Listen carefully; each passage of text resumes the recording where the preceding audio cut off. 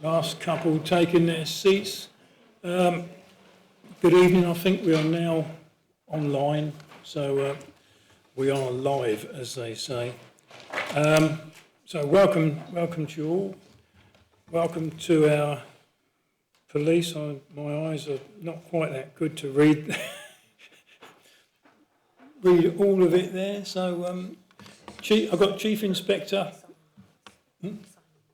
Simon Yates. Yeah, Chief Inspector Simon Yates and Inspector Amanda Hart. Amanda Hart. I've kept thinking. I thought I'd recognise well, I don't say I recognise the name. My fellow ward member some years ago who became an MP was a Hart, Sally Ann. So I thought, I remember that. Right. So good evening, everybody. First item on the agenda, minutes. Do I have your authorisation as chairman to sign the minutes of the meeting of this committee held on the 20th of January 2025 as a correct record of those proceedings? So moved. Moved. Thank you very much.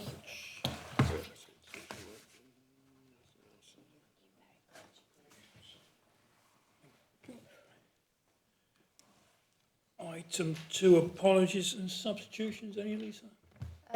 Apologies from Councillor Legg. Yep, he did send me an email, to be honest. Well, he didn't send me an email, he replied, an auto-reply. So that's that. And we have 2 online, Councillor Maynard and Councillor McGurk, who I understand is away for work. Also we have Councillor Timpey, Councillor Timpey and Councillor Colleen online. Additional agenda items, there are none.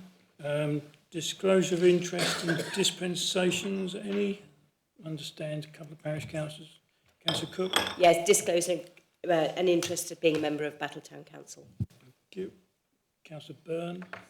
Member of Bexhill Town Council. Thank you. Councillor Burton? Item 5, Battletown Council. Thank you. Next. In that case, Edgeham Parish Council. He's probably pushing it a bit, but there it is. The activities of the Community Safety Partnership affect us. Okay, and Councillor Barnes. I'm a member of Right Town Council. We got them all going now. Councillor Creaser, Right Town Council. Councillor Thomas. Housing Company. Yeah. Okay. All right, thank you. Oh, and Councillor Maynard, East Sussex County Council.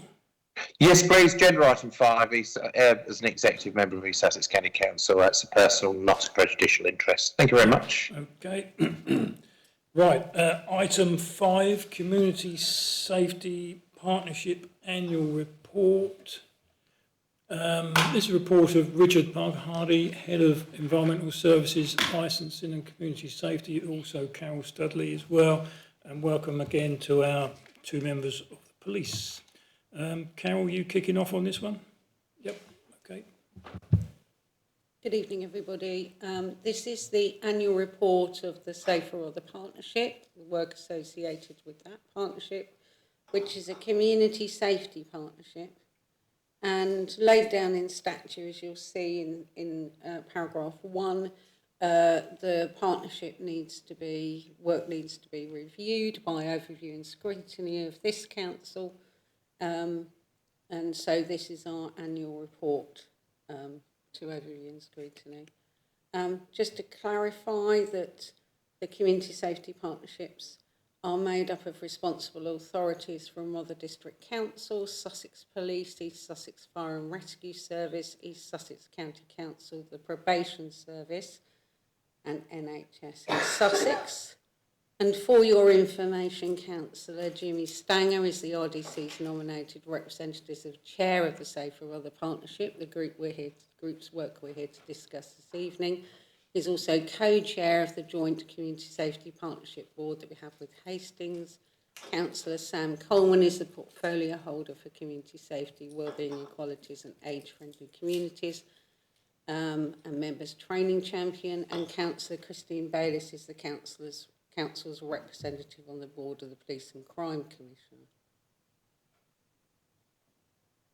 So the Safer Rother Partnership has an operational group called the Rother Joint Action Group, which is made up of officers from the council and the accountable bodies.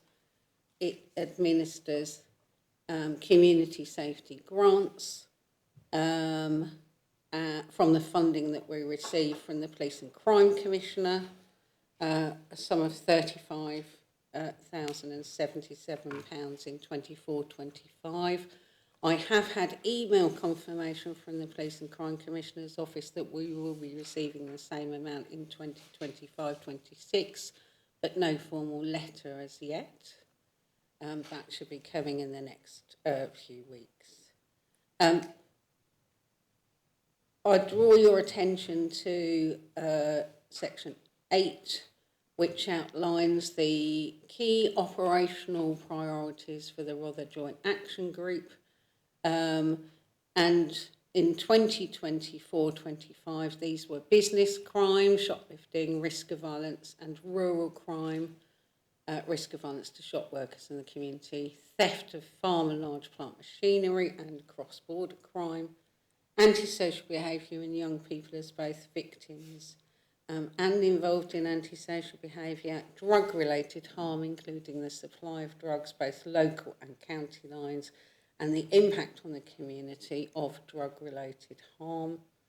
For your information, domestic abuse, violence against women and girls, and road safety continue to be priorities for the work of the Community Safety Partnership, but not as specific identified priorities. There's a lot of work that goes on through our joint operational groups and on a day-to-day basis around those areas. To draw your attention to section 10, partner agencies, often led by the council and the police working together, continue to support a wide range of community safety issues. You'll see there a list of the key areas of work that we cover, and all of those have regular multi-agency meeting structures underneath them. For example, the high and medium risk antisocial behaviour and hate cases, there's a monthly meeting. And from our point of view, because we've got a shared environmental health service within the council with Wealden, we also support the Wealden Hate and ASB risk assessment case meetings. You'll also see from section 11 that there are areas of work that you'll be familiar with, like Operation Radcot at Canberra over the summer period, Herbrand Walk. We have a number of serious and organised crime-based work, both at Pan Sussex and East Sussex level, which we contribute to, and joint work around community tensions and protests. Members will be aware that there were a number of issues connected to the North Eye development, and that was joint work that we did as a partnership and as a council and police dealing with that.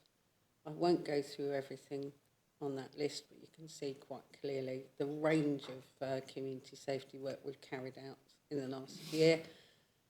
And we also have a board which is made up of senior representatives of the responsible authorities for both the Hastings and Rother area. We have a joint board with Hastings at the moment because key agencies would, when we used to meet face-to-face, would have been attending 2 meetings rather than 1. Everything is now done via Teams. And we have a shared set of priorities for that board, which you can see in Appendix 2. I draw your attention to environmental services licensing community safety work. As I said, a shared service across to Wealden as well. We've talked about the complex cases that we have in the report for antisocial behaviour and hate crime, and joint work around licensing, modern slavery, and safeguarding. There's additional work that we will be doing this year. We've been waiting more than a year for the details of Martin's Law, the Protect Duty, around counter-terrorism, and in addition to that, you'll have heard nationally that there's a review of the Prevent agenda, so as a partnership and a council, we'll be needing to look at that in the coming year. You'll see in Appendix 4 an update on the Council's contracted services with the National Enforcement Solutions Limited and the fixed penalty notices. You'll see the details of that. There were 84 for vehicles on beaches and 6 for street drinking, but all of the FPN information for last year is in Appendix 4. You'll also see, and some of you who saw the report or were at the meeting last year, is that we were looking at devolving the public-facing CCTV cameras that are directly monitored by the police as part of a Pan-Sussex initiative to Bexhill-on-Sea and Battletown Council. That transfer was made at the beginning of 2024, 25 for Bexhill-on-Sea Town Council, and we're in discussions with Battletown Council, and they have a meeting tomorrow to finalise their views on that proposal. Just to clarify, there are 12 public-facing cameras that link directly into the police and are monitored by the police.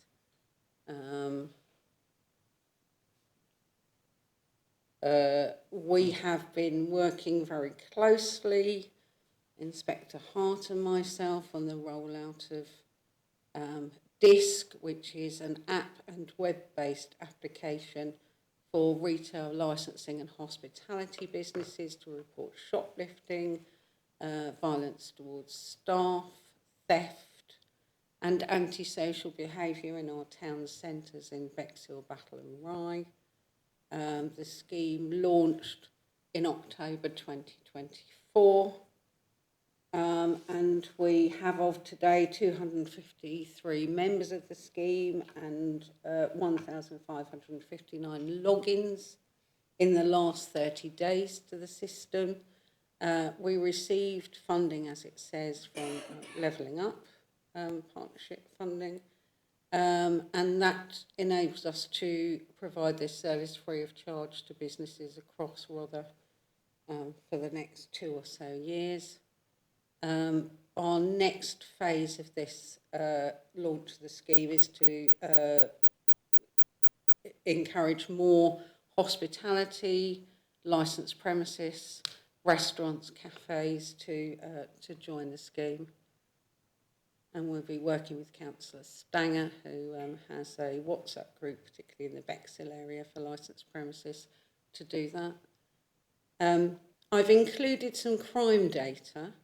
I'm sure my police colleagues are going to have slightly different crime data to me because we get it from Sussex Police on a quarterly basis. So these figures were until the end of December 24 compared to the previous 12 months, whereas my police colleagues will have up-to-date data. So you may wish to ask them some questions about that. There's a common pattern running across most of Sussex where we're seeing reductions in ASB personal reports, but an increase in nuisance reports. And interestingly, some of the joint Hayton ASB committees are seeing very few medium and high risk cases coming through, but where they do come through, they tend to be very complex, include a lot of issues, a lot of work with other agencies around mental health, substance misuse, domestic abuse, and safeguarding.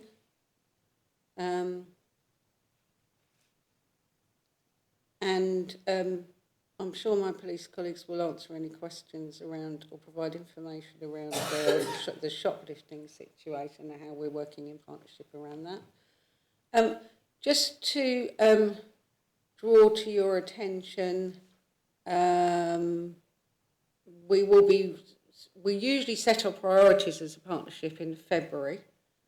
We're still waiting for some official confirmation from the Police and Crime Commissioner's Office as to what her priorities are. Although we have an informal document, we don't have a formal document, but we use a range of data sets to actually identify what the priorities would be, including what the police priorities are, what legislation changes we're expecting, and what we're seeing as issues over the last 12 months. At this moment in time, we're not expecting our priorities to change significantly from those that we, as a partnership, from those that we had in 2024-25. In terms of this report, the recommendation is for overview and scrutiny to make any recommendations to Councillor Stanger as the chair of the Safer Other Partnership for our work going forward for the next year, and to note the work of the council and council officers to deal with antisocial behaviour, community safety and crime reduction. Excellent, thank you very much. You sort of touched on the DISC, and in my briefing last week I was trying to work out the acronym on what DISC meant when you told me it's basically a system, isn't it? And so any members sat around the table thinking, well, what does DISC stand for? It doesn't stand for anything. It's basically a business, but it's a tool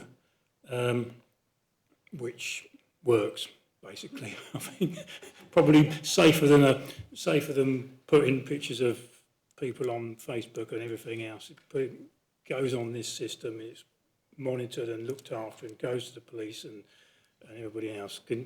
Yes. You can probably explain it better than what I have. So DISC doesn't actually, it's not an acronym, DISC, it's the name that the software company who developed this and it's operational all over the country call it. So we commissioned the software company to provide this service for us. It's either on your telephone as an app or via the web. People can report crimes via that rather than contacting the police on 101 or emailing. They can provide information about people who are causing antisocial behaviour or committing thefts, or everything from leaving their premises and not paying for the food they've consumed to people that are shoplifting on a regular basis and quite prolific. There's an instant messaging system, so businesses that are on DISC can actually communicate with each other if something's happening within the town. It also allows the police to communicate with businesses via instant messaging. So, for example, neighbourhood policing officers are actually putting out messages saying we are patrolling this area at this time, come and talk to us if you've got any issues, we're around if there's anything that you know, if you're reporting anything, we'll keep our eye on instant messaging.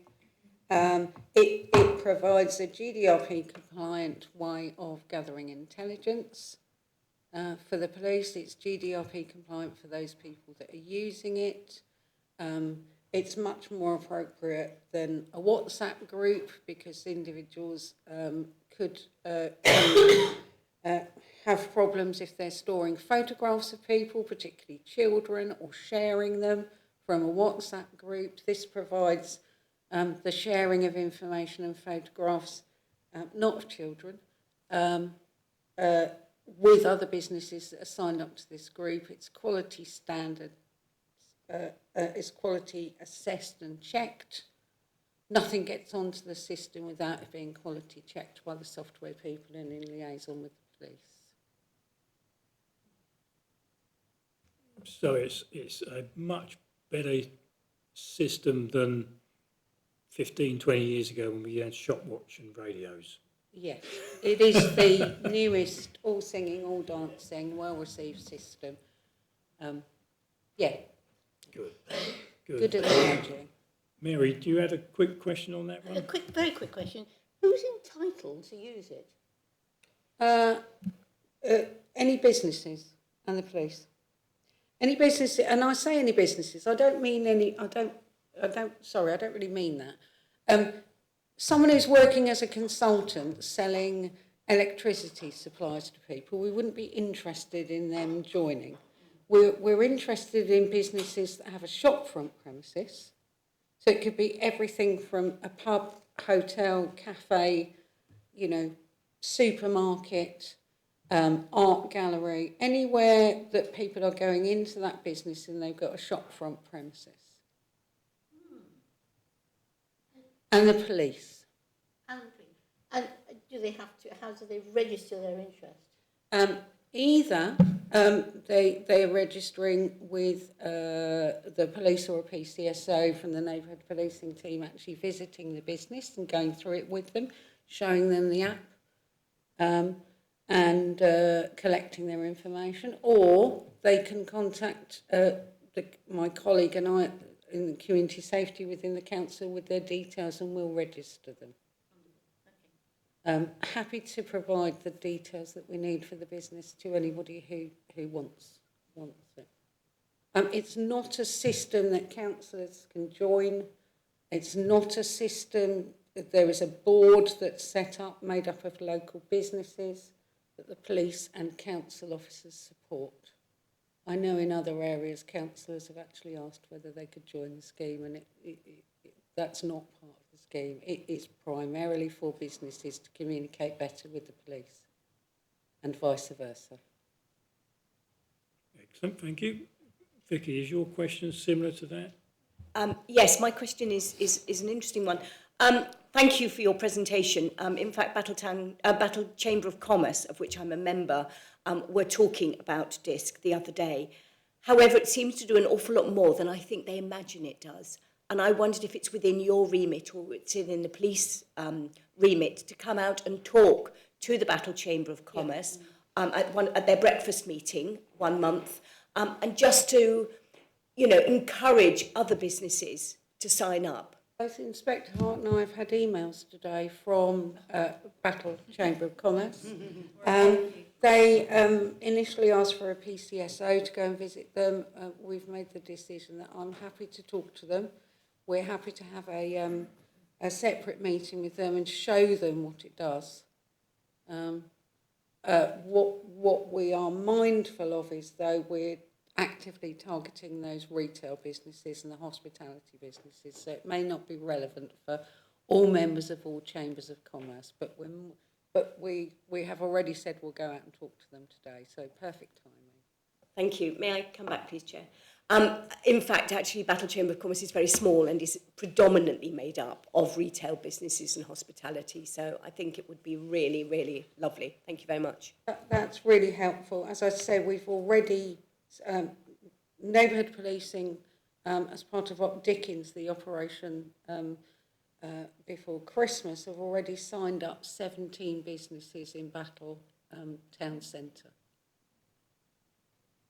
Looks like they're ahead of you, Vicky.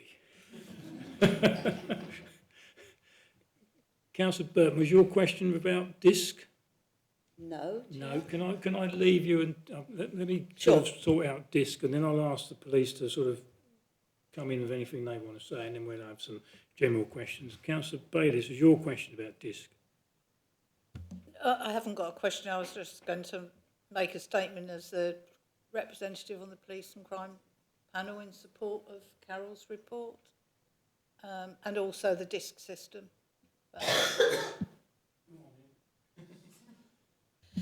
Yeah, I mean, I absolutely support this. This is, from the police and crime panel's perspective, every meeting, Councillor Hollidge, who is the East Sussex representative and also covers the town centre, and myself, we always cover off the shoplifting that is happening in Rother. In previous years to this, we know that because Hastings has an effective system, that we actually get people from Hastings coming over to Bexhill and committing shoplifting thefts. We're incredibly pleased that the previous government, in part of their Levelling Up partnership money, allocated £25,000 towards setting up the DISC system in Bexhill and across Rother. It's been really successful in terms of those businesses that are using the app. We would really appeal to more businesses to join up and get involved. I would just wholeheartedly support it and the work that Carol and Inspector Hart are doing. It is a fabulous app, and it really does work. Good, thank you. Councillor McGurk, have you got a question about DISC? Just a comment, the DISC is up and running thanks to Rye Chamber of Commerce in Rye. It's doing very well. It was launched in January this year, and yeah, it's really proven its worth. So well done to Rye Chamber of Commerce for taking that on. Using the funding that was available. So maybe Councillor Cook, if Battle Chamber of Commerce would like to invite also someone from Rye. I can't speak for them obviously, but they might like to come along and just give a Chamber of Commerce perspective. Yep, by all means, happy to do that. I'll speak to the President tomorrow. Thank you. Carol, you want to come back? I just want to confirm that isn't actually factually accurate, Councillor McGurk. I would say that the scheme isn't up and running because of Rye Chamber of Commerce. Inspector Hart and I worked with Rye Chamber of Commerce to organise a launch meeting, but they aren't actively involved in delivering DISC. They're not administrators for DISC, and although they did identify some businesses through that meeting, the majority of the businesses in Rye have been secured and joined the scheme through the work of the neighbourhood policing team and a particular PCSO. So, Councillor Cook, I'm not sure that there's benefit in having a discussion with Rye Chamber of Commerce. Really, the discussion is with Inspector Hart and myself.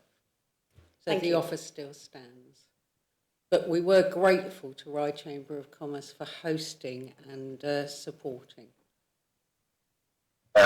Sorry, Carol. My point was that Rye Chamber of Commerce were involved in the launch, not meaning to take anything away from you individually and the police, but their role as Chamber of Commerce in promoting it in Rye, I suppose, was important because they helped to launch it in January at the meeting.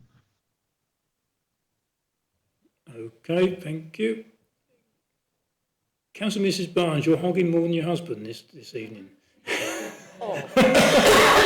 Well, generally speaking, he's generally speaking. Is it a DISC thing? It's not about this, but Well, it actually is to ask you if I can ask my question about the Hurst Green Parish Council CCTV before the wait? police go. Well, no, he's not going anywhere until I. Well, then you might let them go after this, I suppose. So no, I'll ask the police now if there's anything that they want to say or add, and then we'll go into their sort of general sort of questions we've got on the report. So over to you. Thank you. Yeah, if I just give a high-level update really from the year, I think, certainly not as in-depth as Carol, but from our perspective, policing's been an interesting year. We saw a lot of disorder in the summer across the country, and I think that's reflected in some of these figures here because hate crime has increased in Rother, which stuck out to me really as a big thing. But that is a good thing because it means people are confident in reporting it. And a lot of the crime figures the crime figures that Carol's given you there, and an increase of 328, I wouldn't get disheartened about because a lot of that is around domestic abuse that we encourage reporting. A lot of it is around, again, I think policing has taken quite a hit over the last couple of years, certainly with trust and confidence, but we're trying to build that back up. So the increase in reporting in shoplifting, for an example, and in Rother, that's over 100%, a huge increase in reports of shoplifting, is because of confidence that we're going to deal with it, whereas previously the service may not have been there. I spoke in the previous meeting, we've had a bit of a realignment within the neighbourhood policing team, so we're out there more now to provide support to the communities than we ever have been. And again, that's only really occurred since January. So I want to reassure you of that as well. And then just the other thing just around DISC really is to complement its implementation, because I've seen this run in other areas that A, it hasn't been successful and hasn't been as tightly managed, and then that leads to lots of difficulties and confusion. But the way it's been launched in Rother in a slow progressive stage, which we're still trying to do, it means that actually everyone's getting a 100% service from it, and it's a two-way system. What I must say is it talks to the police and the police can talk back, and there's not many systems that do that. We often put you on hold for hours as opposed to talk back to you. This, we can talk back to you. So we're sharing that information, gathering that intelligence a bit better, and hopefully, therefore, you'll see a better service from us in the long run. And I would say anyone that is using it, please, if you're not happy with the service you're getting, then please come and speak to us, because we're kind of learning as well. But it's been implemented very well. Thank you. Thank you. Might seem a silly question, but would the DISC system work with farmers? Go on then. It absolutely would. Our rural crime team do have a platform on the DISC system which they use, really effective. And also, I noticed one of the mentions in here around fly tipping. So we want to use the DISC system. We're going to be working with the Police and Crime Commissioner as well to expand that use, to look at fly tipping, rogue trading. It all links in, at some point. And you're probably having the same offenders committing the same offences. It's quite rural as well. So watch this space for something that DISC is going to be assisting with that increase of crime detection as well. So yes, it absolutely does. It's a good idea. Excellent. Thank you very much. Right, question time then. Councillor Cook. Thank you. I mean, you've spoken about working alongside other communities. I just wondered, a while ago, 2 or 3 years ago now, Daryl Holter and Emma, whose name has completely gone out of my head, used to run a forum once every 2 months or 3 months for local parish councillors and local parish clerks. For all of us, it was all done virtually, for all of us to get together, and we kind of reported patterns, and that was very helpful. That's stopped now, and I wonder if there's any market for that reinstating, or maybe I've just dropped off the list. No, you haven't been blocked. It's fine. It's just dropped off, and again this year we're looking at neighbourhood policing is going under review within Sussex Police. But one of the principles is bringing exactly those back and more communication with the community. So obviously we used to do street meetings, that kind of stuff, which have gone. So we're looking at how we can develop that. So where we used to do it on a ward level, we might put 3 wards together and do it so we get more attendees, because it kind of dropped off. But again, that kind of two-way communication we want more of. So holding a forum, and obviously in our previous meeting we discussed with Carol, certainly with councillors, we'd really welcome. Councillor Creaser. I was recently the victim of a hate crime. I reported it to the police. The service I got and the response I got was outstanding. I'd have rather not had to phone me. Should I smile first? So I just wanted you to know, I mean, it was very unpleasant, but they were very kind. They didn't make me feel like I was being an idiot, which is quite a trick. And they gave me very, very sound advice. Their response was absolutely spot on. And one thing they did say to me is, if other people have the same thing and they talk to you about it, because I'm a counsellor, just tell them to report it, because that way it builds a picture. So thank you. Thank you. It would. I'd love to catch up with you to find out what it was that we did right, because we're told a lot what we do wrong, and we look at what we do wrong, but actually what we need to do is look at what we're doing right as well, and we need that feedback so that we continue to do it.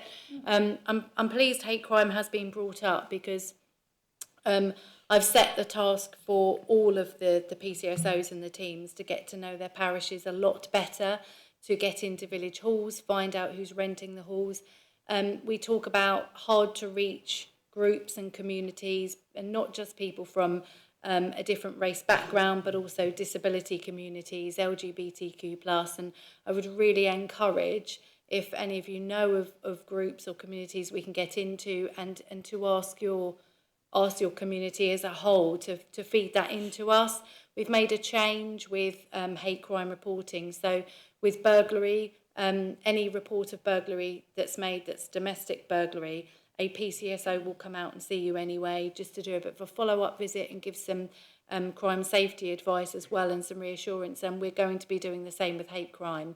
Any hate crime that's reported, we're going to be sending somebody out to you because we want to give you that reassurance that we are here to listen. So that's something we're looking to improve upon as well.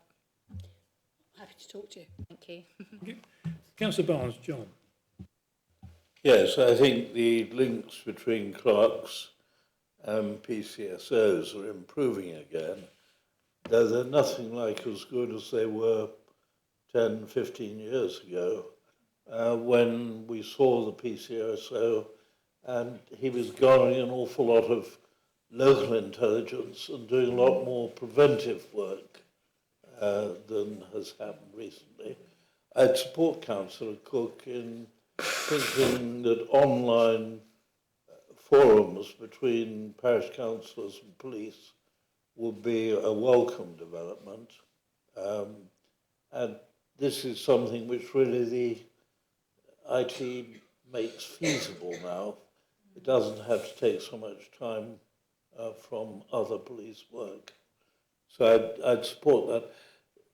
Paul, there are a couple of other points I wanted to make. One, I think just I want to make, but the last one may take a bit more time. The road safety aspect, and I do understand the problems because our rural lanes are 60 miles an hour, and yet they're used by horses, by bicyclists, by walkers, and the two things are really not compatible. I don't know, we are lobbying from Rauch quite hard to try and get a 40 mile an hour on rural lanes without white lines. I wonder if the police have any way of supporting that kind of initiative. So ultimately, a change of speed limit as support of the police has to come from the Chief Constable.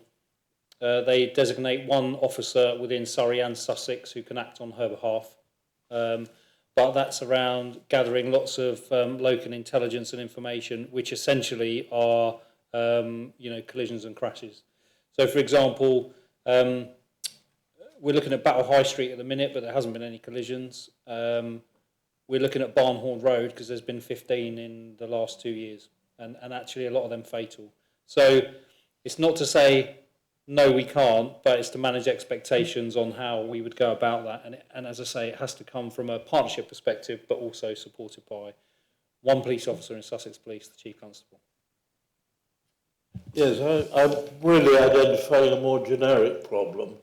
I mean, if you took, say, Fontridge Lane, it really is not wide enough for two cars in certain stretches of that lane, and yet the speed limit is 60. What we've identified at Rauch is that lanes which have no white line in the middle probably ought to be nationally a lower speed limit than the 60, which would make, I think, some of these other uses more compatible. So anything we can do to that end, I think, will be extremely helpful. The other area I just wanted to raise, we have this very interesting appendix on funeral directors, paragraph 14 in the main report.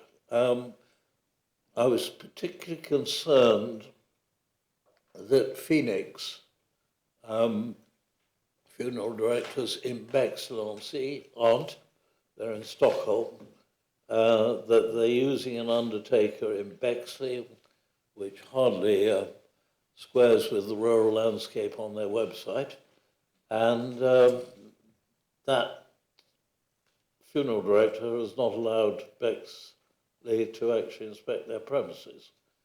I just wondered whether you as environmental health ought not to alert trading standards what seems to me a gross misrepresentation of what's going on.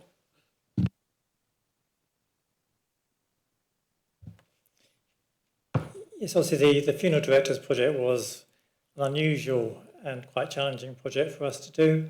So this all happened at the beginning of the summer when there was the issue around the rogue funeral directors in Hull, where the police found that very worryingly bodies were not being buried or cremated, and therefore all the environmental departments in the country were asked to carry out a project visiting funeral directors.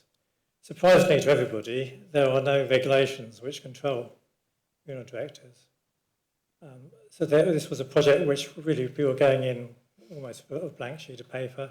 We were given some guidance, but officers had to go in and carry out these inspections. The purpose of the inspection was twofold: one, to gather information for the Department of Justice, and the second point was to try and provide some public reassurance. So obviously the public were concerned about what was happening with funeral directors up and down the country, and therefore us carrying out inspections could provide some reassurance. The funeral directors you mentioned, yes, that was a concern. They were operating really from Bexley. We were in contact with Trading Standards in Bexley about this funeral directors, but because they refused access to the officers from Bexley to attend, we therefore can't issue that public reassurance or that premises. We have been in contact with East Sussex Trading Standards and with London Borough of Bexley Trading Standards, and it's really for them now to pursue the matter further. Thank you, Richard. Councillor Burton. Thank you, Chair. So I was going to mention the 109% increase, but you have actually covered that. You're very as worried as I was reading that figure, and you've got a number of different plans of action in place to deal with that. I was a bit surprised to read there are large chains in the reporting, and I didn't feel in paragraph 23 reporting more. I'm told suggested that Boots and Costa, they are the nearest brother gets to a chain, but that didn't seem that relevant. But overall, you've reassured me that you've got a lot to deal with, to ideas to deal with this increase. Thank you. And one of the other things, so for example, like a one-stop shop now has a single reporting system into the police nationally. Mm-hmm. So again, the biggest increases you will see are from One Stop, because they report absolutely everything now, which is good because we've got an accurate picture. But yeah, some of the other shops we're still working on. Sorry, I just wanted to say, Councillor, there are some chains like Boots, Co-op, Sainsbury's, who have their own reporting systems that they use, and they have actually changed some of the process of reporting in through this system. It also ties in with some of the work that the Police and Crime Commission is doing nationally as the lead around retail crime and shoplifting in particular, to actually work with those larger chains to actually get them to work at a local level with us, rather than it just being what the policy and procedure is for that large business. So that's really why it was mentioned. Yeah, interesting. Well, I really hope this time next year we'll see a significant change. You've got lots of ideas. The second point I wanted to mention was actually the group of people or residents who are not included in your report. And obviously you're doing a lot of very important work, all different categories, and I wouldn't want any of them to miss out on the work that you're doing. However, in our area, we know that active travel, walking, cycling, public transport is so good for us. We know that is good for our well-being. And there's no mention of cyclists. And I'm a cyclist, and a lot of people give up because they don't feel safe. I cycle up and down Battle High Street, and people are amazed that I do that because it is about knowledge and experience that helps. But by not tackling, facilitating cycling, and there's lots there nationally to help us as a district and us as a county do the right thing. They're not there on your data that they're we are looking after cycling, promoting cycling and their safety. So I mean, you're quite right. The main thing we do is prevent theft of cycles. Actually, we run a lot of campaigns to prevent the theft of cycles, but actually promoting cycling safety of such, maybe you're right, not so much. One thing I have done even this week actually is ask for, the police used to have cycles that PCSOs used to go out on, but they've disappeared. But there's some funding to get some of them back as well, which I've asked for within the community, which might again help, but also reassure people that actually you can do it safely. Certainly around Rother, where you've got some fantastic lanes, maybe not, but with the horses and all the cars. But you've got some fantastic roads in which to do it on. Thank you. Now, let me see. I think I've got Councillor Mrs. Barnes. No, I'm going to go to Councillor McGurk. I'll go to Councillor McGurk. I'll let Councillor Barnes wait a bit longer. Thank you, Chair. Sorry, Councillor Barnes. Well, that'd be great. I mean, maybe Inspector Yates, you could encourage the police to help Sussex Greenways develop excellent cycle paths around the county. That would be good. I just wanted to go back to the hate crime issue that and some of the antisocial behaviour stuff Councillor Creaser referred to earlier on, because not me personally, but I'm aware of several residents of Rye and Winchelsea who had reported hate crime and antisocial behaviour and had just such a similarly really positive reaction from the police. Our two PCSOs. Well, the two ones that I know in Rye are just fantastic, really proactive, very approachable. You bump into them on the street now and again, and they're just fantastic. They always know what's going on. So their response was really reassuring. And I know in terms of casework that I was involved in, Inspector Simon Yates was gave a really good response, including to the MP as well. So there was just some, just everything tight. And I think it's really important to acknowledge and to recognise the mosaic of intelligence and response, information sharing that goes on across adult social care, children's social care, community safety partnership, and the local police, and right across the community, and how important that is for local resilience. And I just, we've had a few spates of antisocial behaviour in Rye. Last year in particular, there was some disability hate crime, some homophobic hate crime. And the police were very proactive. They went out, visited, reassured the individuals and various other, bodies. But I just wonder what a local resilient response to that kind of thing would look like. And I'm very aware there'll be things that go on that I'm not aware of, and I don't need to be aware of, and I probably shouldn't be aware of. It's not. I don't need to know about a lot of this stuff. But when it's reported on in local press. When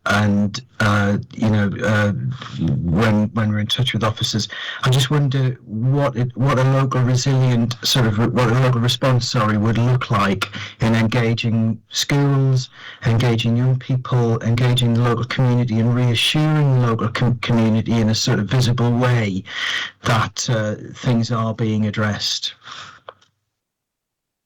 I'm not sure who that question's to, just generally, I guess. I can certainly answer from a police perspective, and in all honesty, it's a police and partnership perspective, really. So, if we can take it back to basics, when an initial call comes in, then an officer will attend and we complete something called a HARA, which is a Hate and Antisocial Behaviour Risk Assessment Form. So the reason we do that is learnt on previous behaviour, case reviews, even some, homicide reviews, really, around how we pick up on patterns of behaviour, and actually the first time someone's reported it to us is probably the 5th, 6th, 7th, 8th, 9th incident that's occurred, but they just haven't told us before.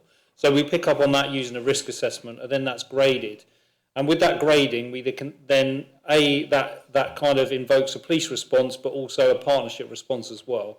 So as Carol mentioned in the paper, we have things called HASBRAC. So if there's long-lasting hate crime or antisocial behaviour, we will then get all partners around the table from housing, from environmental health, from police, and we have a single point of contact, a hate crime coordinator within the police as well. So that means we get better intelligence because that person knows everything on it and can give us that information. And then we sit down and work out who's the best person to respond to this. So it might not be that the police are, it might be the housing take the lead. And then we'll develop a plan on how we're going to deal with and mitigate and lower the risk within that kind of risk assessment form. And some of that will be, that might be nighttime economy, it might be place-based approaches. So youth workers, detached youth workers and police officers in a certain area at a certain time to talk to children and young people that are in that area. It might be to attend, schools or colleges to deliver inputs, etc., on current themes or trends. So there's a multitude of responses, which will take too long to explain now, but that's kind of how it works really. But the important thing is once it's reported, and it could be reported to housing could bring it into the HASBRAC as well, that first person records it correctly and shares the information, and then all the cogs turn behind what everyone sees to get the appropriate response. Thank you. Right. I'm aware the police have probably been in the building about 2 hours now. So what I'll do, if you've got a quick one, Charlie, go on in.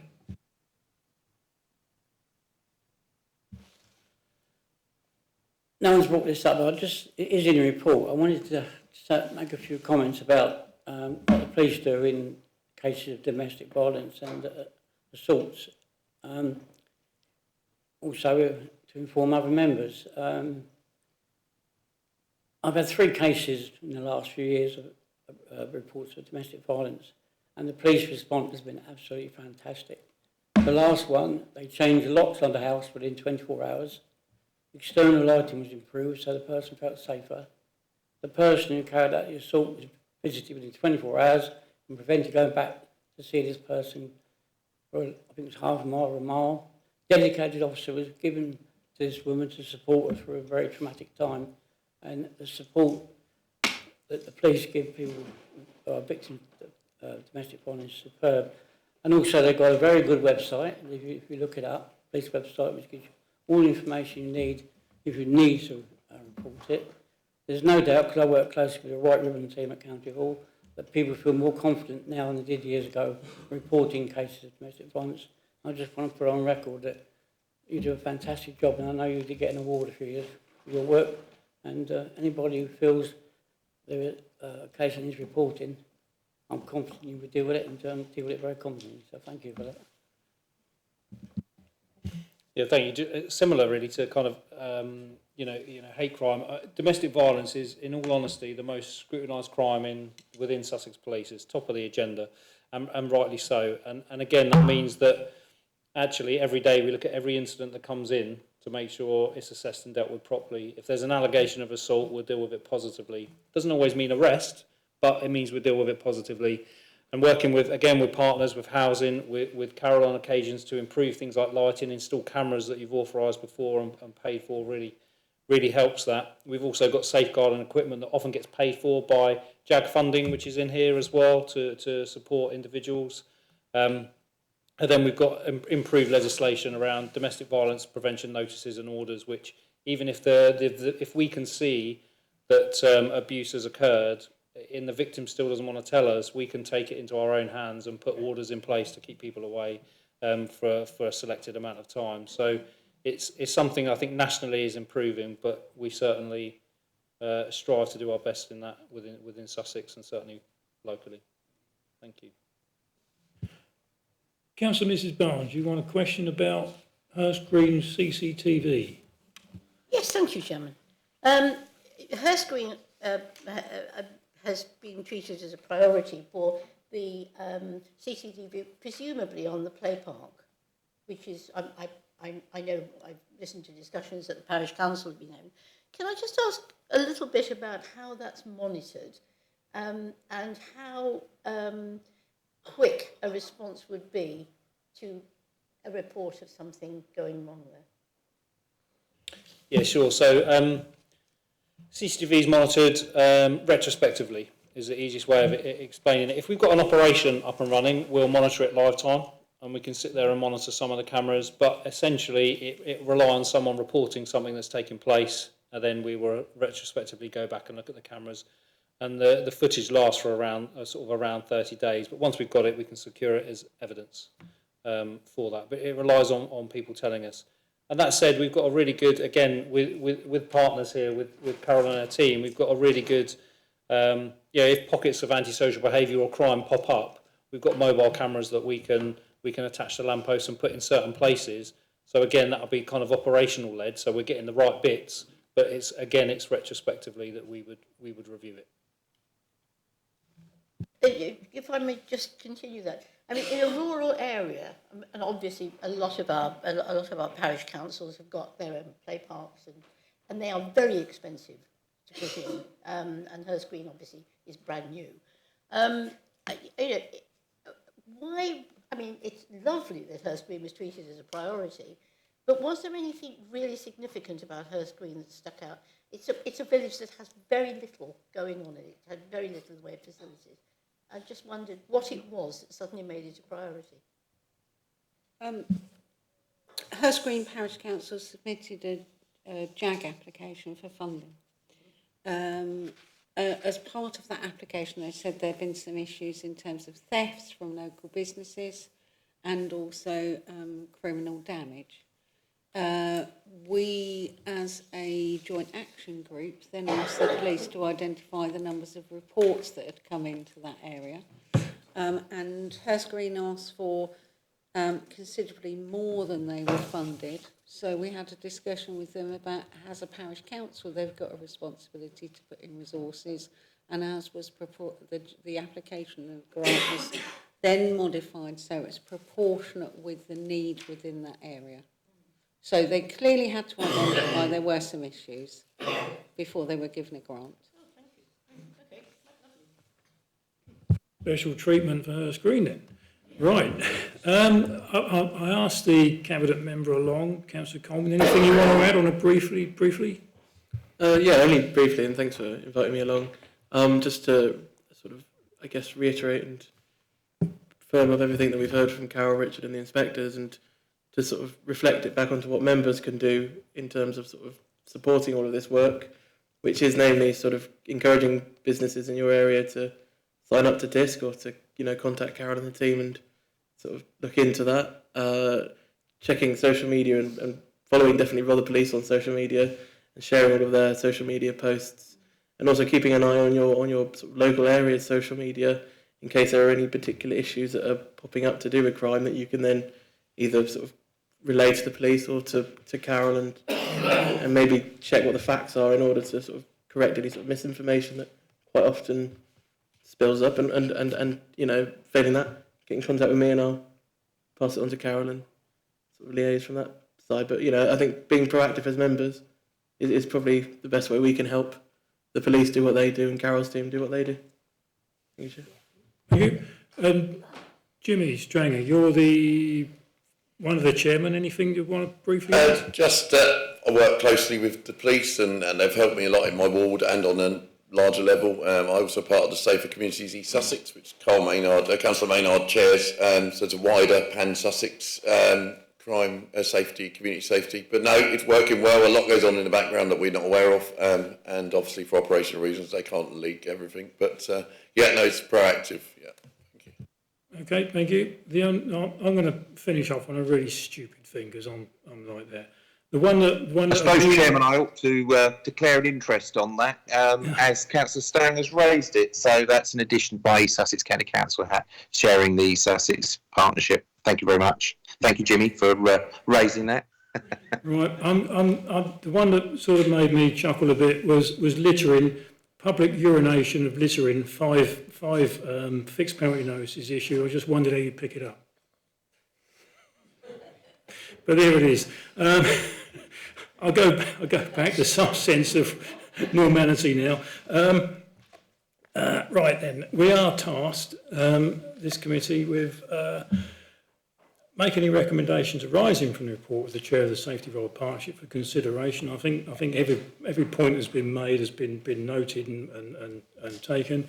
and the council's work in relation to the antisocial behaviour, crime reduction and community safety be noted. I think we can do that quite well.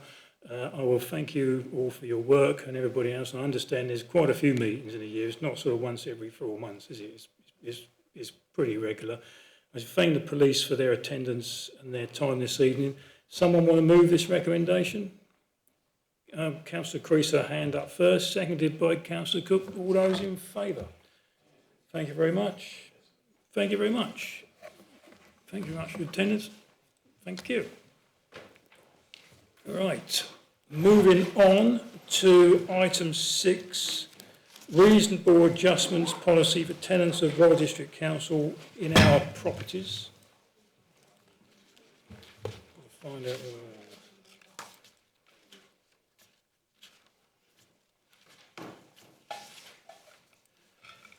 what we got here? Introduction of a reasonable adjustments policy for tenants of Royal District Council properties. Recommendations to Cabinet for approval. Onward recommendation for adoption by full council. The recommendation is resolved that this reasonable adjustments policy for tenants of Royal District Council properties be recommended to Cabinet and Council for thing. Joe, this is basically a housekeeping exercise, or a pretty fancy one anyway. I'll leave it to you. It is procedural, yeah, I'd say. I hope everyone can recognise the need for the policy, the obligation to have the policy, and it's attached at Appendix A. Happy to take questions. Thank you to Catherine and the team for all the work they've done to support Rother District Council and enable it to be compliant with the new legislation in this area. I hope everyone agrees that it's a helpful policy that will support our operation. Thank you. Yeah, thanks, Joe. I think it's worth saying that you've got a pretty good team around you that you probably built, I expect. But you've got a pretty good team, and we find ourselves we're not playing catch up. We're always we're always ahead of the curve. So on everything. So yeah. Here we go, Terry. Thank you, Chairman. Joe, I assume that other registered we have this responsibility in our role as registered providers. Is it similar to the policies adopted by people like Southern Housing? Yes, it is. Yeah. I mean, it's a fairly standard policy. I mean, Catherine's made it bespoke to us, to our own needs, but yeah, it's based on best practice. Yeah. It's just we're going to do it better in our properties than maybe they do in theirs. But I shouldn't say that. I don't know. Councillor Burton. Thank you, Chair. My two points really. One was about assessment and not having delay. So the needs to be assessed to make sure that the person meets criteria. What sort of solutions will work for that particular individual? So you do mention about seeking advice in the document. Is that going to be standard that you're going to do that, or are you going to proceed on tenant stating what they need? I think it's very much led by the tenant and understanding their specific need, and then marrying that against what those constraints outlined in the policy, and really around deliverability and the viability of what they're requesting, and then trying to be as reasonable as we can within the constraints of money and time and practicality. So really person-led. Yeah. So I always forget to turn it off. Sorry about that. Anyway, so my second point, because my background is community occupational therapy, and on point 17, you're talking about extra aids, i.e. equipment. And usually there's an element, the adult social care runs a service that provides equipment, and that is a whole service of collecting, exchanging, checking, delivering, instruction. That's a whole process that is in place, in our county, rather than doing something bespoke for Rother residents, which might not work as well as that good service? Indeed, we have co-located occupational therapists within our housing team. So who are seconded, well not seconded, sorry. They have an agreement with us, and they are employed by the county. So we work closely with them in a range of this sort of space, particularly around housing need in our allocations policy. So it's really a dialogue, and it has an informal basis, but then it also has a formal referral basis too, if it's needed. But to be honest, often it will be quite discursive and person-centred. I don't know if Catherine wants to add anything to that, because I'm not technically too au fait with the detail. Yeah, Catherine, Thank if you you, want Joe. to... Yes, so we are in a fortunate position that we, before anyone is housed within our stocks, there is a risk assessment that's completed with them. So we go through any additional needs there, whether that is from additional learning needs, or whether that's a physical disability. We work closely as well as the co-located occupational therapists, also with the children's occupational therapists as well. And yeah, it's a joined up approach that we take, and it's working quite effectively now. So this policy, in theory, will just put it into a formal capacity of what we're actually already delivering. That sounds good to me. Councillor Clark. Thanks, Chairman. It's all about partnership working, and Rob has always been at the forefront of this, because I can think of 6 tenants in my ward in the last 2 years who've had wet rooms and stair lifts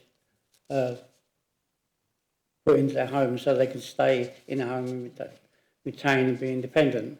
And it's also cost effective, because I think it's about £7,000 to do that work per household. But if they then couldn't cope and had to go into nursing care, which they want to live in their own home, it's a cost effective way of doing things. And we've been doing this for a number of years, and working, say, with East Sussex and the local authority and with the housing companies. This has been a very successful programme of work. I'm sure Joe will tell you that as well. Thank you. Thanks, Joe. Councillor Barnes, John. Yes, I'd echo Councillor Clark's statement. I too have had very good experience with being able to keep people in my ward in their own home. And typically, really, of Joe's department, this is a thoroughly acceptable updating of policy. The only thing that slightly puzzled me is when we come to monitoring performance, where we seem to be monitoring the complaints through the Standards Committee, but we're not really looking at the overall use of resources or some estimate of really the savings that we've achieved in effect, because these people don't go into adult social care. Finding a performance measure, I think, might be quite difficult, but I wonder if we might look at that in terms of the state of the district report at the end of the year, so we can get some overall view of activity and how the resources have been used and how cost effectively. I suspect they're going to be very cost effective, and a bit like preventing homelessness. Preventing people going into homes is actually saving the public purse a great deal of money. And I think we need to find a little way of recognising that and assessing it on an annual basis. I'll take that away. Thank you, Councillor. Councillor Maynard, are you declaring an interest now as an East Sussex Yes, councillor? absolutely. As an executive member for adult social care, as adult social care specifically mentioned, personal, not prejudicial. Thank you. Okey-dokey. I think that's it. And Councillor Thomas. Thank you, Chair. Yes, I entirely agree with what's been said about this. It's an extremely valuable report. I just want to say something of the personal experience here, because I helped my wife to fill in an application for attendance allowance. And in doing that, so it's quite interesting actually, because if you had certain drawbacks, in my wife's case, it's because her eyesight is deteriorating dramatically, you become used to what you can do and what you can't do. And because of that, you may not be aware of how you are disadvantaged. Now, in filling in that form, I found advice from the RNIB absolutely invaluable, because they gave a list of all the different ways in which you can be disadvantaged without actually knowing, as it were, consciously that you are. So just to sort of say that I think it's really good if we can involve the charities that work with particular kinds of disabilities, because I think that will help people to fill in the forms in the most accurate way and also the most advantageous way in terms of getting the help they may need. Thank you, Chair. Right, well, I think we're all pretty happy with that. Councillor Burton, a quick one. Sorry, I just... Can we catch on the recommendation, though, one or two of the positive suggestions that have been made? Sorry, I just didn't get an answer about the equipment, that I was concerned by the way the wording of 17.3, that Rother was going to set up an additional equipment providing service as against a range 4 equipment. Perhaps we have an obligation to make reasonable adjustments to people's homes. So I know that the the OT, home, yeah. I know that the OT service has under different legislation, also has a similar duty, but we do speak to make sure that those two duties are met complementary between the OT service and the housing needs service. But if someone is in a council home, they in effect getting another assessment of their need, because we have obligated, as would any social housing provider is obligated, to make a reasonable adjustment for their home. So they're the same outcome, but they're coming from completely different places. But I acknowledge 100% the point that you're making, that we don't want to be, I think you're making, that we don't want to be, as it were, giving a gilded service to certain people over other people, or that it's coordinated in some way. But I hope we've been able to reassure you that we do coordinate the equipment provision with the OT service. I think that's everything. Perhaps Catherine, I haven't explained it. I'm concerned. Say, for example, a patient or a resident, one of our residents feels they need a hospital bed to be able to sit up in bed, get in and out of bed. By the wording of here implies that we would provide it, whereas there's a very complex assessment required to make sure you get that right. I'll let Catherine answer that level of detail. Yeah, I'm not sure. Yeah. I'm not sure. Yeah, Catherine, over to you. Hello.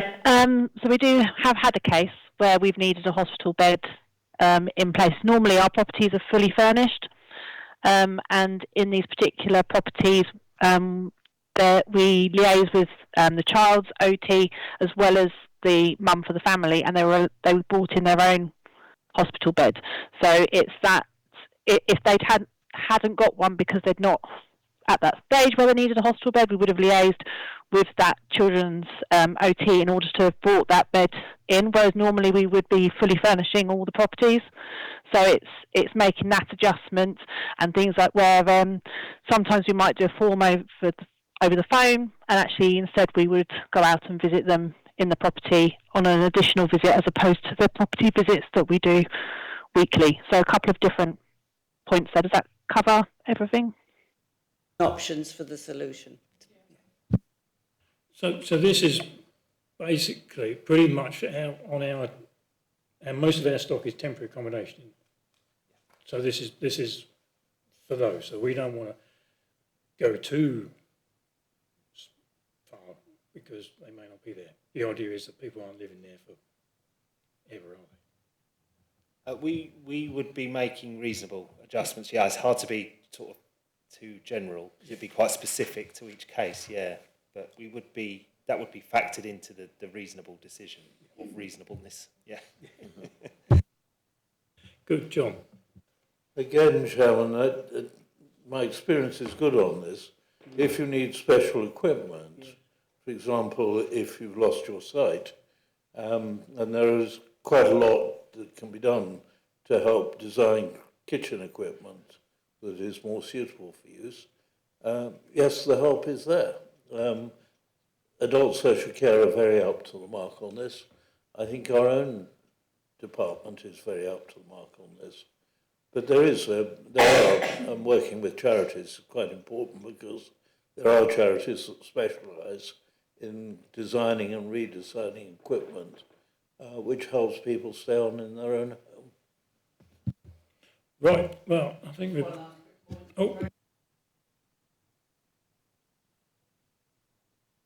cases in my ward where there's been a member of the family who's got dementia and has a habit of falling out of bed, and social services were informed and they came out and fitted side rails so that they couldn't fall out. So they're very proactive, social services working with the local authorities in dealing with specific issues. They really are. thank you. Right, well, I think we've given that an airing. We're pretty happy with that by the sounds of it. Someone want to move it? Charlie, you want to move it, and seconded by John? Thank you very much. All those in favour? It's carried unanimously. Thank you. Thank you, Joe. Thank you, Catherine.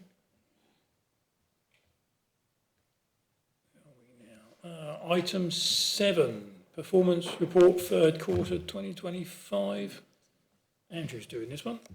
Yeah, sorry, Anna's ill tonight, so I'm stepping in. I just really draw people's attention to paragraphs 5 to 8, where I think Anna has pulled out the exceptions. So, disappointingly, FOI requests are not being answered to the standard we'd expect so far. We are taking action in that. Either we will get help from another authority, or we will recruit extra resources ourselves. We're trying both at the minute. But on the other hand, good news is performance has improved in both of the housing areas in paragraphs 6 and 7 since the last report. Draw attention to that. And in particular, paragraph 8 on waste collections, missed bins, that really is an excellent performance compared to our other councils. That's a really low figure in terms of missed bins. I've worked at many other councils where the figure will be far higher than that. That's a really good figure. We're happy to take questions if we can. We'll do our best. Okay. I'm sure one of them will be income from estates. Just slightly down. We see we've got here, what we got, variance.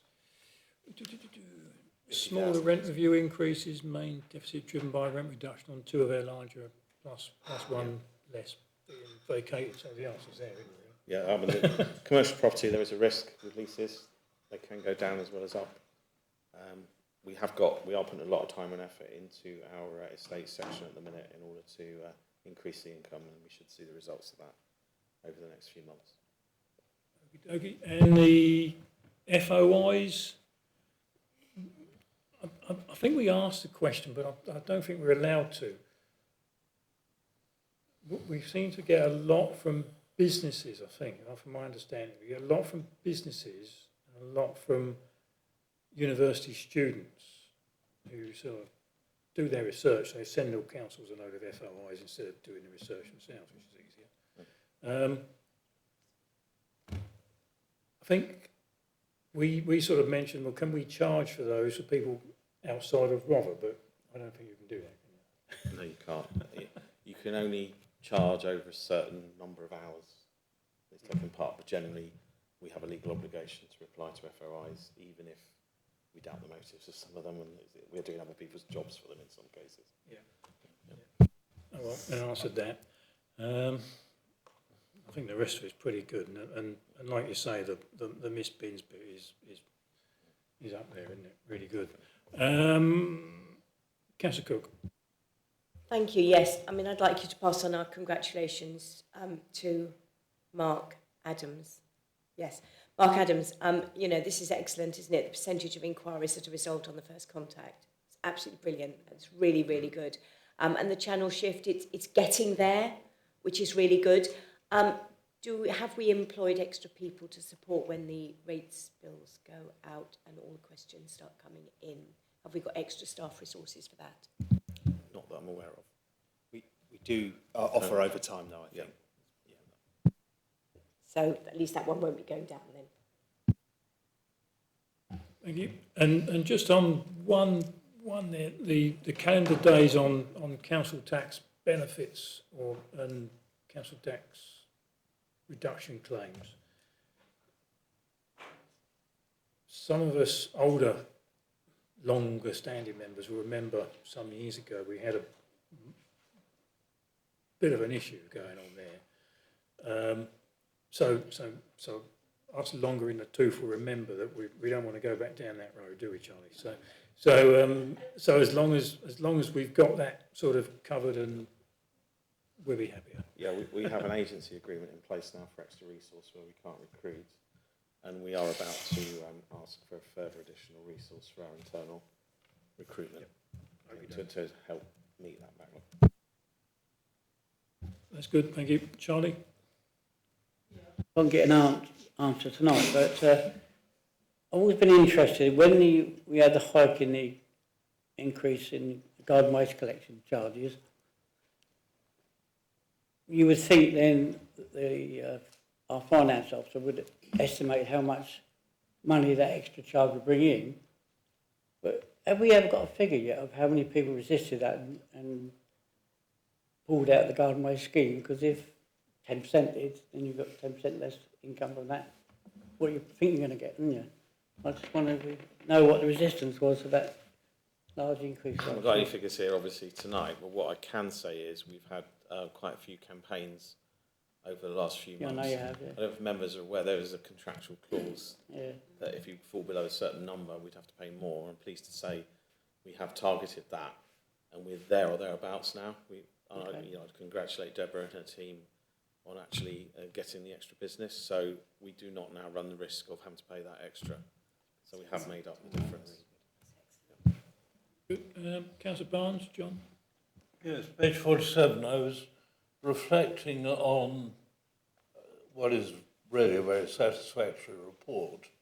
I was reflecting on the appeals, and it struck me there is one other thing we probably ought to be reporting on, which is not so much whether the appeal is successful or unsuccessful, because frequently on a balanced, a very fine balance, the inspector may rightly differ from us, and I would have no quarrel with that.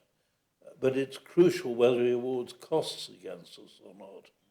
And it seems to me our record on costs is actually rather better than our record on appeals.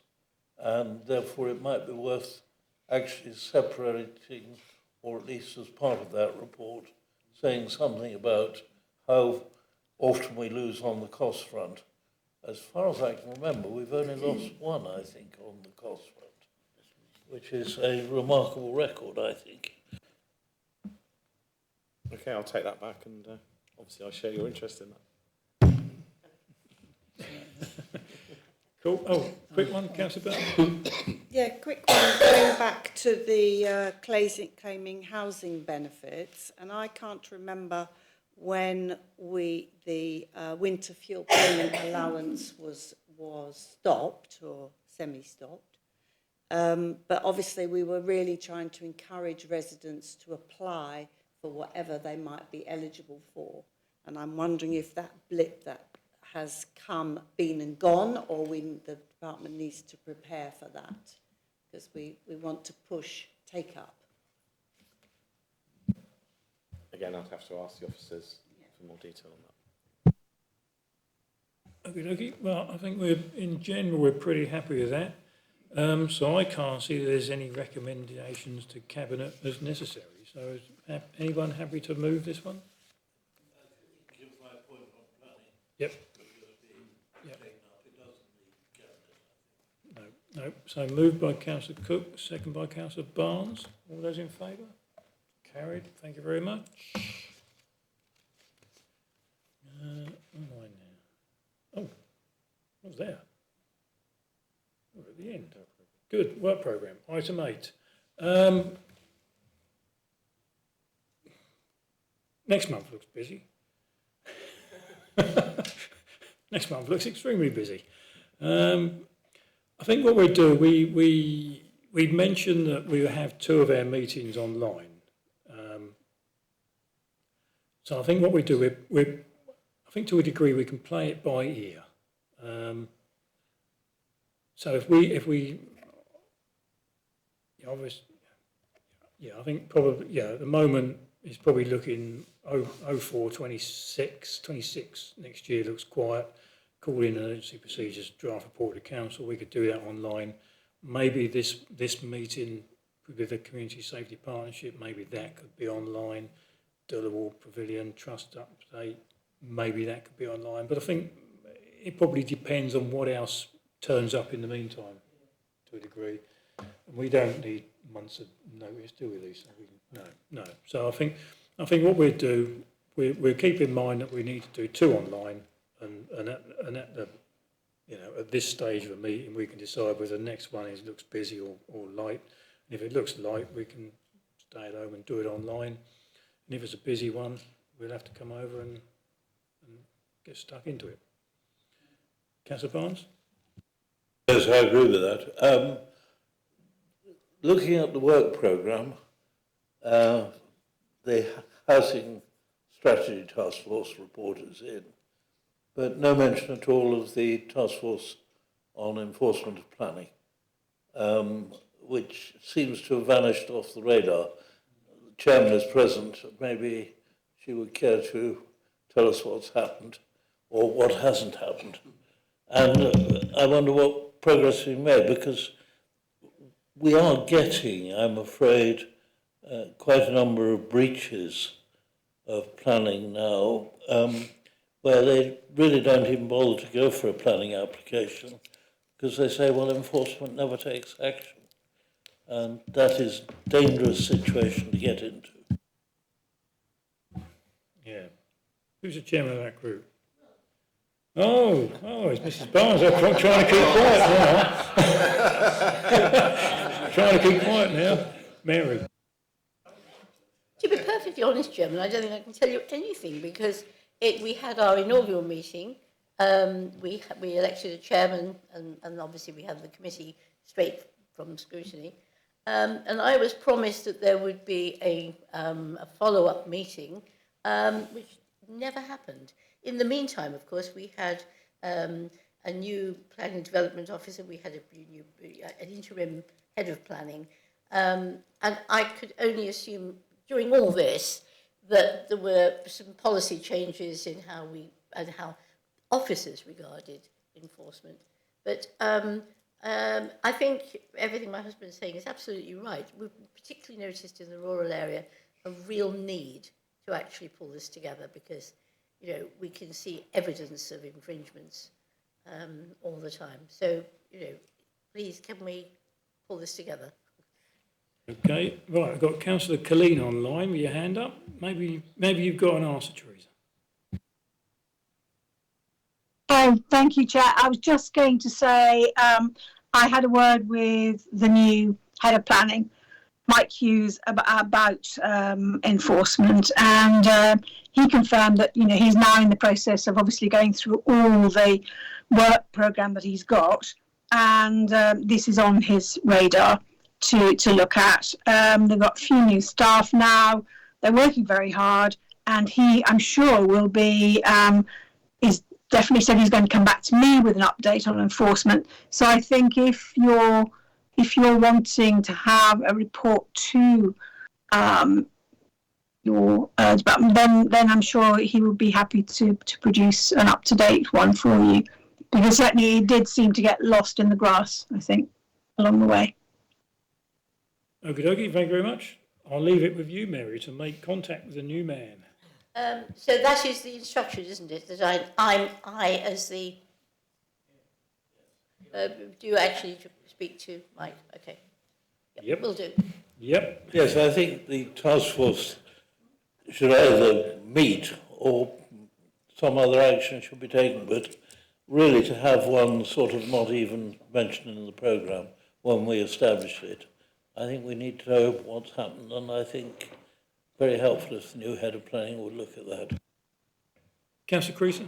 When the police were here, I mentioned that I'd been the victim of a hate crime. It was due to a real problem with planning enforcement. And this person, unbelievably horrible, and caused quite a lot of upset. And when I mentioned it to people here, the chief planning enforcement person, he said, oh, he threatened me as well. And I thought to myself, you're 6 foot odd, and I'm 5'3", please. But it has not been resolved, and this man continues to run amok, thinks he can do what he likes, and where he's been resubmitting planning applications and been knocked back again because it isn't appropriate, he is getting worse. There was a parish meeting and not far from there, and I didn't go because I wasn't satisfied that I'd be safe. He's threatened old men and young men. I think I'm probably only womanist, but maybe, I don't know. But anyway, so it would be really helpful if Mike could get this sorted out, because it is not pleasant. And quite frankly, no one really signs up to get abused and threatened. It's not right. Okay, thank you. Well, I think that's it. Items for consideration we got there: tourism strategy, regeneration strategy, health and wellbeing, review of target, health and wellbeing board, housing performance. Councillor Cook. Yeah, that was, thank you, Chair, that was something I was going to mention. The review of the progress against recommendations of the Health and Wellbeing Task and Finish Group was postponed when Ben Hook left, and a new officer was supposed to be appointed, is the word I'm looking for. I wondered if, there had been any progress made on that, if anybody knows who it is.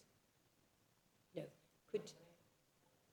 Could I perhaps request that that be noted, please? I think Lorna's on the call, so she's probably heard that. Excellent. Okay, right. Well, if that's it, I'll thank you very much for your attendance, and I'll declare the meeting closed at 8:05 according to the town hall clock. Thank you very much. Thank you very much indeed. Bye-bye.